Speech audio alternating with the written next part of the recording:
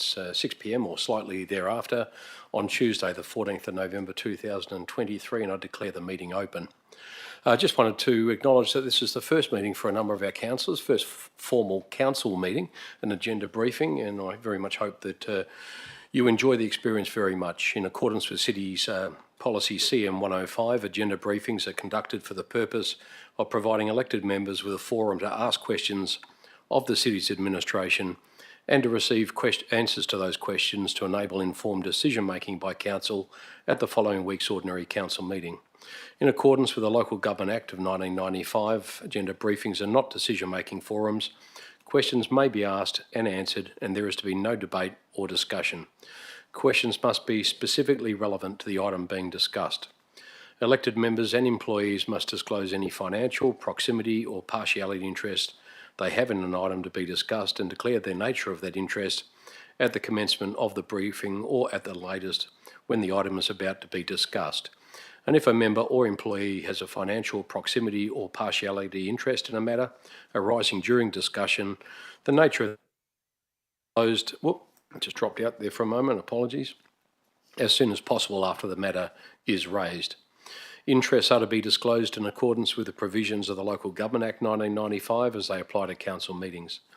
Individuals disclosing an interest other than a partiality interest must not participate in that part of a briefing relating to their interest and must leave the meeting room while the item is under discussion. And agenda briefings are a public meeting, and any information provided to the meeting by attendees may be publicly accessible. Can I please ask everybody here this evening, particularly councillors, to make sure mobile phones are turned off and put away for the duration of tonight's meeting?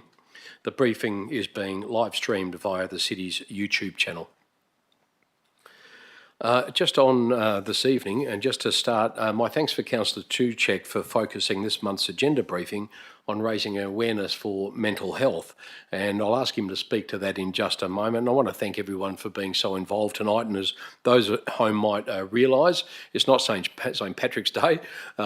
Green has been the chosen colour for tonight's event, and just as a mark of respect for the people of the Malaysian state of Sabah, Councillor Shen Sekon and I and the CEO hosted a trade delegation, well, a delegation from the government of Sabah, which is a state on the island of Borneo, a Malaysian state, and as part of the delegation, as a token of a gesture of goodwill from those people, they gave me this beautiful green handmade, hand-woven beaded necklace, and I've been wondering when would I get an opportunity to wear it. What a perfect opportunity. Over to you, Councillor Tuchek. Would you like to tell us a little bit about tonight?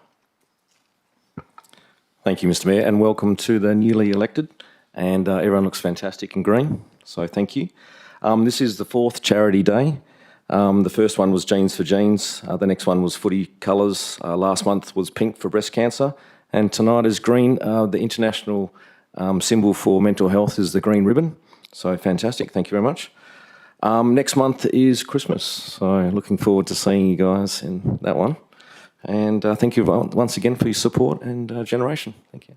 Thank you. Thank you. Mental health and awareness of that is really important. So thank you, Councillor Tuchek, and thank you to our executive team, staff, and also our councillors. Thank you. At item 2, attendance, there are no apologies this evening, and there are also no approved leaves of absence at item 2.2. Disclosures of interest. CEO, have you received any disclosures? Thank you, Mr Mayor. I've received no declarations of interest, either financial interest or partiality interest. And just on that, for the new councillors, if for any reason you had forgotten to make a declaration, there's no issue. If you raise your hand, governance will hand you a form and you can fill it out and make sure that it's submitted before the item. But normally speaking, you would fill it out well before the matter is discussed tonight or before the meeting. At item 4, question time for the public. Responses to previous questions taken on notice. Responses will be noted in the ordinary council meeting agenda, which will be held next week. Questions from the public. We do set aside public question time of 15 minutes, which may be extended. A question must relate to items listed on the agenda paper. For recording purposes, please state your name and address if anybody here wishes to ask a question. And if the answer cannot be provided at tonight's meeting, the question will be taken on notice and an answer will be provided at the next ordinary council minute. I'll just, for the sake of the record, open public question time at 6:06 p.m. and I'll just ask if there's any questions from the... No questions? Thank you very much. I shall then formally close public question time also at 6:06 p.m. and we shall move to the next item. At 4.3, deputations. We do not have any deputations this evening. At item 4.4, petitions, we do have a petition that has been received from Ms T Somerville of Hooson Way in Wilson. That matter will be tabled and recommendation put to council at the ordinary council meeting next week. But having said that, if any councillor wishes to ask a quick question on that item, I'm happy to entertain it before we move on. Any questions? Thank you. We shall move on then to item 5. Items brought forward for the convenience of those in the public gallery, and there are none. Reports of committee meetings this evening. At item 6, there are none. Item 7, reports. The first report is from the Directorate of the Chief Executive Officer, Mr Michael Littleton. At item 7.1, there are no reports from that Directorate. At item 7.2, the responsible officer being Ms Lorraine Driscoll, the Director of Corporate and Commercial. The first item is CC 023 of 23, proposed laydown licence for the Armidale Line Upgrade Alliance, 145 to 155 George Street and 164 Railway Road in Queen's Park. The recommendation appears on page 8 of tonight's agenda and is also on screen. Thank you, Governance. Councillors, any questions in relation to that item? Yes, Councillor Hearn. I'll just get you. You don't need to stand up. Ms Thing. So given the duration of this arrangement is expected to continue for 1.5 years, I'm a bit surprised to see no commentary at all about the impact on the local residents in commercial properties. There is no properties in the lot immediately adjacent. There is properties one over. There is commercial properties immediately opposite in some residential premises. There's not actually any mention of what's going to be retained in this laydown area. Is it going to be large construction equipment? Is it going to be... Yeah. I'll just have to ask you to just ask your question. Okay. Yeah. My question is, does the council have something in place to gauge the impact on the local residences and commercial properties and to mitigate those impacts? Thank you. Director Driscoll. Thank you, Mr Mayor. If this item is passed next week at council meeting, we will then go out to public comment and we'll provide, if there's any objections, they will come back to council. If not, we'll be able to proceed with the licence agreement.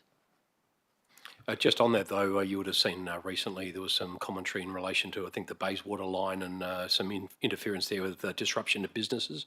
And as it's the Metronet project is actually a state government project and not a council project, they have had, I think, some consultation with local businesses there, and I'm certain they've been approached about the disruption that will occur over the full term of that project. So I'd be really surprised personally if they're not all over that. I think those conversations have taken place, but I'm not certain that the City of Canning would be involved in that. CEO, is that something that you would have a comment in relation to? Only just to support what you've said, very familiar with the works that are happening in Bayswater. It's not uncommon for Allure or whoever the delivery project delivery arm is to grab some public open space or some state or local government land to use as a staging area and a laydown area. There are certainly provisions in most of these leases to ensure that we are minimising as much as possible the impact on the surrounding community, including the commercial precinct. Thank you. I'll just ask you to turn your microphone off if you don't mind. Councillor Page, you had a question? Yes, I did. In relation to Special Condition 5 about returning the site to an original condition, what penalties would be involved if that was not met? Director Driscoll. Through you, Mr Mayor, I will take that question on notice and bring you the answer next week. So if we're not able to answer the question this evening, the directors will just will tell you that they'll take the matter on notice and they'll provide a written response. CEO? Yeah, look, and we'll certainly provide a response, Councillor Page, but these make good provisions are really specific. Again, I haven't seen any specific issues with a state government agency such as this actually returning and making good on those requirements. So, obviously it's a legal document, it's a legal requirement, and our expectation is that those things are complied with before we would release them of that liability or obligation. Thank you. Thank you. Any further questions? Councillor Bain? Thank you, Mr Mayor. Just following on for Councillor Hearn's questions. Does the city expect that the laydown site will be accessed 24 hours a day? Director Driscoll, is that no? Through you, Mr Mayor, I haven't actually got those access date times here in front of me. I'll bring that back to you at the next meeting. We'll take that on notice, Councillor. Thank you. Councillors, Councillor Singh. Through you, Mr. Mayor. Director, do we have any guidelines which will guide the use of funds which we're going to get from the rent, $250,000? Director Driscoll. Through you, Mr Mayor, as you have identified, these are unbudgeted funds, so it's additional revenue for the city. We'll bring that back during the mid-year budget review with the proposal how we'll use those funds, but it's likely that we'd recommend that they go to reserves. Thank you. Any further questions before we move on? Councillor Secon. On page 13, item 22, there was some budget allocated for lease expenses and legal services. Do we know approximately how much we're looking at? Director, is that something you'll need to take on notice? We'll Thank you, take that. Mr. We'll Mayor. take that on notice, Councillor, and get back to you on that. Thank you, councillors. If there's no further questions, we shall move on to the next item. Next item is CC 024 of 23. The title of the report being Monthly Financial Report of October 2023. The recommendation is on page 17 of the agenda and is also on screen. And just for the sake of our new councillors, an absolute majority will be required for Part 6B and Part 7 at next week's council meeting. I just wanted to read just a short blurb because there will be a slight amendment to what you have there in the agenda. Advice has been received from the Director of Corporate and Commercial following publication of the agenda and noted that there was a slight error in the warrant listing. Normal practice is that all mayoral and councillor payments are recorded in the warrant listing under the section titled Mayor and Councillor Allowance. However, in the October 2003 report, the amounts for the mayoral allowance were recorded in the section titled Non-Payroll Transactions on page 46 and 52. It was completely inadvertent. These amounts have been now recorded and will appear in the correct section of the report listed in the OCM agenda. And whilst the overall warrant listing totals will not change, adjustments have been made as follows. Non-payroll transactions should read 18,089,723 and 35 cents and not 18,100,178 and 35 cents. Mayoral and council allowances should read $37,234.48 and not $26,779 and 48. In addition, there were two payments recorded under the mayoral and council allowance subheading without the necessary detail of the councillor that these related to. These payments relate to the mayor and the listing has been updated accordingly. And just in relation to that, I actually raised that myself with the director because I certainly think that we've become a council now that is all about transparency, and I know that my mayoral allowances were inadvertently placed somewhere else in the report and weren't readily accessible, so now that will be corrected. Just in relation to the monthly financial report, are there any questions on that item? Councillor Spencer-Teo. Thanks, Mr. Mayor. Just a couple of questions on the warrant listing. Happy to take them on notice. On page 46, item 060471, 619,000 to Tech One for computer licensing and support. Just if I could get a confirmation if that is for licensing or support or a combination of both, and if so, a breakdown of what's for licensing, what's for support. And on page 48, 060727 for $7.9 million to DFES, if I can just get confirmation if that is the ESL that we collect from rates. Director Driscoll, you happy to take those on notice? Thank you, Mr Mayor. Yes, in answer to the second one, the DFES is what we collect in ESL rates. I'll bring back the detail of the Tech One payment. And I just point out, councillors, so the warrant listing that you have in front of you is quite expansive. There's millions of dollars worth of expenses there. It's important to realise all of those have already been made. So these are not future payments. These are payments that have already been made. So any questions relating to them are really past tense questions about expenses that have already been expended by the city. Thank you, Councillor Spencer-Teo. We'll have those answers to you for the OCM. Any further questions before we move on to the next item? Councillor Bain, thank you. Councillor Bain. Thank you, Mr Mayor. Page 34, the Metcalfe Road resurfacing project. It's written here that the project is complete. I note that the line marking hasn't been done. Are we waiting for Main Roads to complete that, or are we going to do that? Thank you. Director Bowe. Thank you, Mr Mayor. The resurfacing itself is complete, but as with all projects, the responsibility for lines and signs rests with Main Roads, and generally there's at least a 12-week lag from the date that we complete the project to the installation of that infrastructure.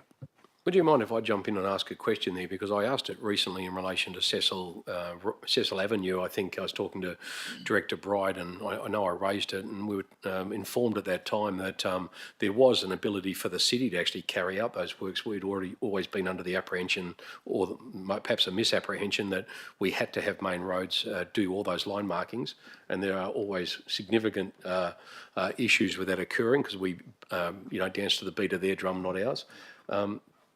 Can that be done? Can we undertake these works ourselves and exclude them from these contracts, or how do we get by this? My understanding is that Main Roads have a panel contract with a certain supplier that is contractually obliged to undertake the work. But in addition to that, it is Main Roads who have to approve the signs and line markings, so they are in control of the process. But I will do some further research and confirm that back to you.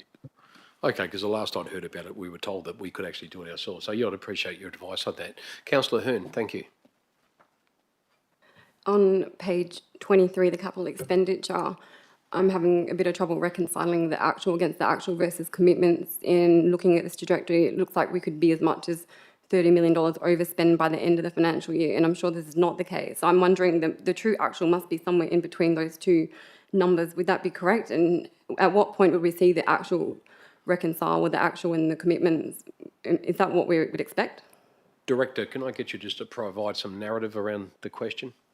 Thank you. Thank you, Mr Mayor. Are you referring to the capital expenditure? Yes. So what we're presenting to you is what has been spent year to date, which is 6.97 million against a budget year to date of about 9.8 million. But we also have some commitments so that they're commitments for purchase ordered raise or goods not yet received. The total capital budget for the year was 43.47 million, but we brought forward some capital projects from the prior year.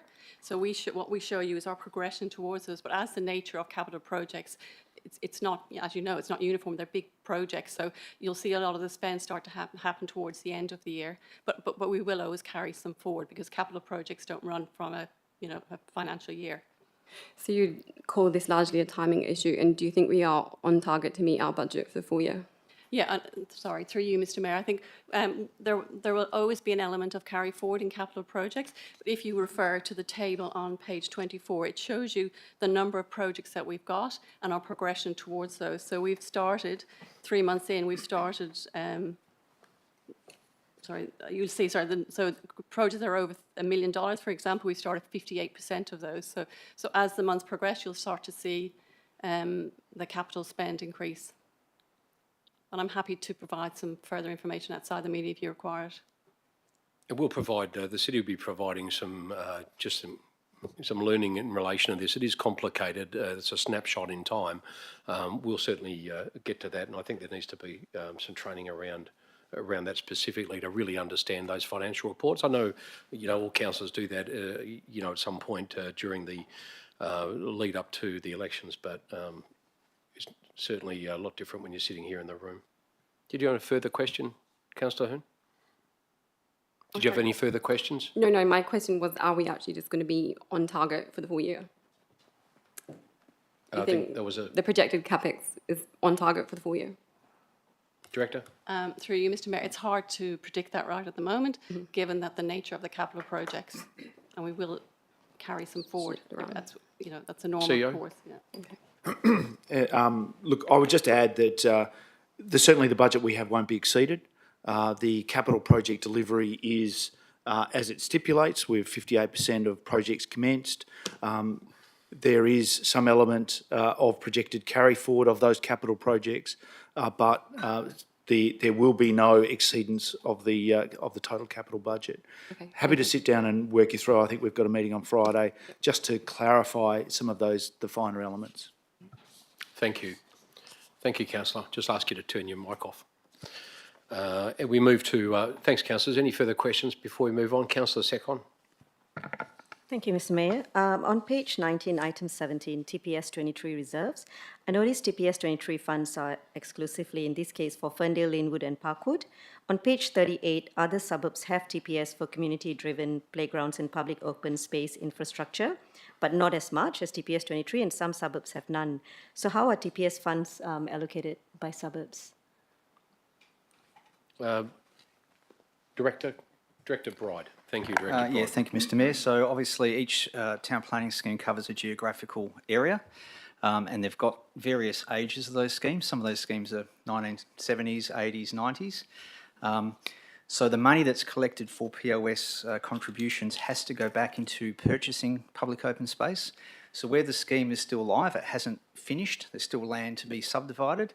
We collect public open space contributions from those landowners that have no public open space designated on their land.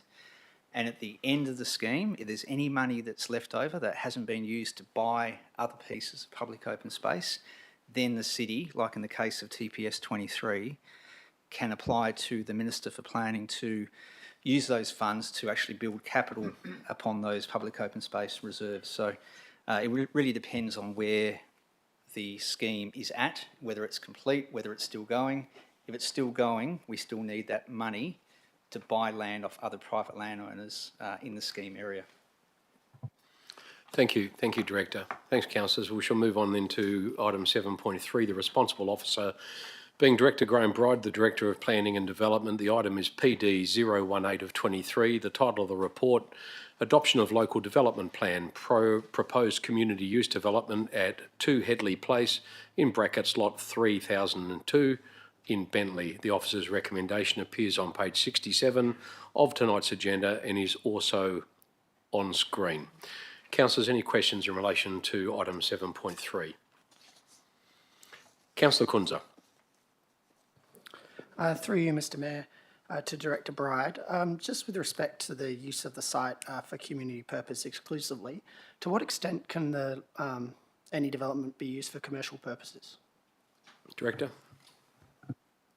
Yeah, through Mr. Mayor, the community purpose use is quite broad, and you can see in paragraph 13 there's a whole range of uses which the Chungwa Association are looking to undertake, and all of those uses would come under the umbrella of community purpose. If the facility was to be used for purposes other than meeting the needs of Chungwa, then an additional development application or approval for a change of use would be required. But certainly anything that relates to Chungwa's activities is covered under the umbrella use of community purpose. Thank you. Councillor Kunza. So just to clarify, as long as they have a link to Chungwa activities, they can utilise the site as much as they want for commercial purposes? Director. Yes, Mr. Mayor. So, for example, if it's a function or wedding or something like that associated with the association, then it's not a separate use. It comes under the umbrella of the community purpose use. Thank you. Any further questions on that item before we move on? Yeah, and Councillor, sorry, just to finish off, with respect to the public consultation, I note the Department of Education provided commentary that they don't support land use, does not support land uses which operate in a manner that would rely on on-street car parking to comply with the relevant City of Canning's on-site car parking requirements. Given that the majority of schools, especially in my ward, don't actually have sufficient car parking, can we please return that commentary to the Department of Education for them to have adequate on-site parking? Director Bride. Through Mr. Mayor, it's, yeah, obviously they've put a submission in, but I agree completely with what you're saying. There's a number of state government developments that don't provide enough parking on site that the city has to deal with in terms of on-street parking. Thank you. Councillor Bain. Thank you, Mr. Mayor. Paragraph 16 mentions a landmark element at the corner of the proposed building. Can the city just provide further explanation as to what a landmark element is, and could it contain lighting? Director Bright. Yes, through Mr Mayor. The whole purpose of a landmark element is to have some height, so some vertical height around the corner. So whilst the majority of the building, for example, might be single storey, what we're asking for at the corner is a double storey or a larger section of the facade, just to differentiate the building along that particular part of the site. So it would be a second storey component, but it may include some public art and a whole range of things. You may find, for example, that the insignia or the association logo may be part of that expression of the building at that point. Director Bright, would that be similar to the city's requirement for the Mexican store, the big franchise in Cecil Avenue in the city centre project that we asked them to build the facade up to give it profile and blend in with what our expectations were for that precinct? Is it sort of along those lines? Yes, it's exactly that. So on key sites, especially on the periphery of Bentley 360, to have some different architectural sort of context is what we're after. So initial talks is obviously the architects for Chung Hua are waiting on the LDP, but they're working on the premise that it may be supported next week. They're starting to look at those things and they're starting to design that second storey element on that corner. Thank you. Any further questions on that item before we move on? Councillor Sekon. Do we envisage Chung Hua Community Centre to reflect the same purpose as the existing Chung Hua Iswa Centre in Willerton? Director Bright. Yeah, through Mr Mayor, they haven't. Obviously, the LDP is very conceptual, so it's only talking about what parameters there are in place. So when a development application comes in with a lot of the detail, we'll get a lot of that detail about exactly what they're going to use it for, what spaces are going to be available. So at this stage, we're only looking at the framework. We'll get that information when the development application is lodged. Thank you. Councillor Page. Question through you, Mr Mayor. Thank you. About the LDP, will they be also providing any information about the sustainability of the building in terms of LED, solar panels, rainwater tanks? Director Bright. Yes, through Mr Mayor. This development will be going to our our design review panel, and one of the components, there's 10 elements as part of a design review, and one of them is sustainability. So they'll have to convince the DRP that they meet the highest levels of sustainability. Thank you. Thank you. Thanks, councillors. We'll move on to the next item then, which is item 7.4, Director Warren Bowe, Director of Infrastructure and Environment. There are no reports from that directorate this evening. Item 7.5, similarly, no reports from the directorate of the Director of Customer and Community. At item 8, notices of motion for consideration at the next ordinary council meeting. There are none. At item 9, urgent business. There is none. Item 10, confidential matters. At item 10, there are none. And closure. At item 11, there being no further business, I now declare the agenda briefing closed at 6:29 p.m. and thank everyone for their attendance. Thank you very much, councillors.